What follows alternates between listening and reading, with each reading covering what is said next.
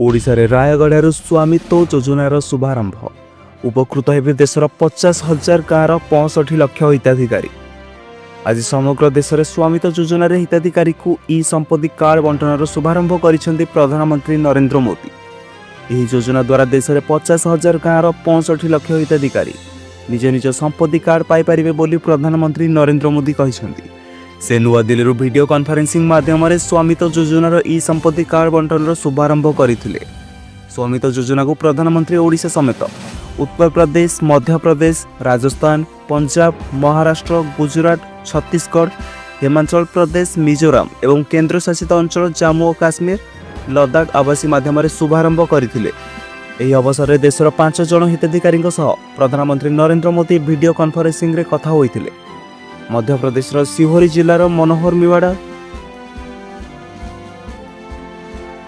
राजस्थान श्रीगंगानगर जिलार श्रीमती रचना, महाराष्ट्र नागपुर जिलार रोशन संभा पाटिल, ओडिशार रायगढ़ ब्लॉक कुमुटापेटार गजेंद्र संगीता एवं जम्मू काश्मीर सांबा जिलार भरिंदर कुमार वार्तालाप करथिले।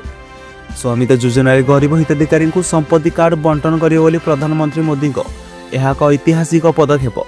यह संपत्ति कार्ड माध्यम हिताधिकारी सरकार विभिन्न योजनार सुफल पाइबा सह बैंक ऋण नहीं निजर अर्थनैतिक विकास करें मुख्यमंत्री मोहन चरण माझी कहते। स्वामित्व योजन गरीब हिताधिकारी को संपत्ति कार्ड बंटन प्रधानमंत्री नरेंद्र मोदी का ऐतिहासिक पदक्षेप। यह संपत्ति कार्ड माध्यम हिताधिकारी सरकार विभिन्न योजनार सुफल पाइबा सह बैंक ऋण नहीं निजर अर्थनैतिक विकास करें मुख्यमंत्री मोहन चरण माझी कहते। रायगढ़ स्थित विजु पट्टनायक ऑडिटोरियम आयोजित स्वामित्व योजनार शुभारंभ उत्सव में मुख्य अतिथि भाव जोगदे मुख्यमंत्री कहते गत 2020 मसीहा एप्रिल 29 तारिख में जातीय पंचायत दिवस में प्रधानमंत्री स्वामित्व योजना विषय बुझाई।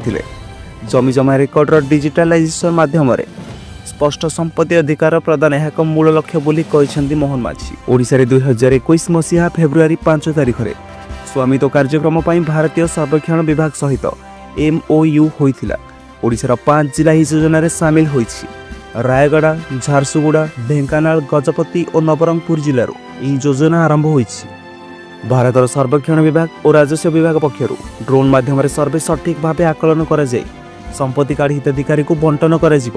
प्रथम पर्यायर 5 जिलार 3039 गाँव में सर्वे कार्य जारी रही। से 2721 गाँव में सर्वे काम शेष होइछि। भूमिर सहायता जांच पाई संप्रत जिला मानक प्रेरण करिसेंति। एही 5 जिलार ड्रोन सर्वे काम सरिया परे 1785 गाँव 3964 मैप ए को भूमिर सत्यता जांच पाई संप्रत जिला मानक प्रेरण करिसेंति।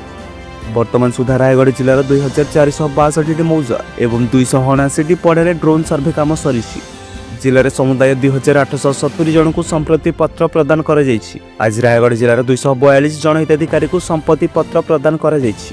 मुख्यमंत्री निजे 10 जन हिताधिकारी को संपत्ति पत्र बंटन करथिले। रायगढ़ ब्लॉक 212 जन और कोलानर ब्लॉक 30 जन हिताधिकारी संपत्ति कार्ड पाई। तो दर्शक बंधु यह आज गोटे नुआ अपडेट। जब वीडियो भल लगी वीडियो गोटे लाइक करदे। चैनल को नुआ कर दयाकोरी चैनल को सब्सक्राइब कर पाखरे आसुथिबा बेल आइकन कॉल रे सेट कर दियंतु। जय जगन्नाथ।